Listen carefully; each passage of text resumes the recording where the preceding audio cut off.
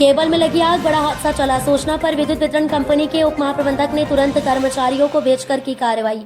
गंजबासौदा नगर के बरेली रोड कृपा राम वाली गली मेन रोड पर लगे विद्युत पोल पर से निकली केबल में सुबह सुबह लगी आग की सूचना पर नवागत उप महाप्रबंधक ने तुरंत कार्रवाई कर आग पर काबू करवाया।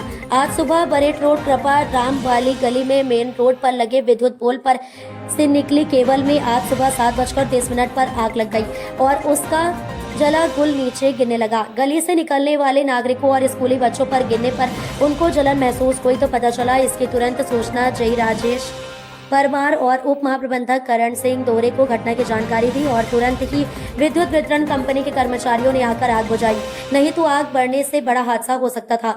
पास ही मकान और दुकान को बड़ी क्षति पहुंच सकती थी। बताया जा रहा है कि केबल जियो की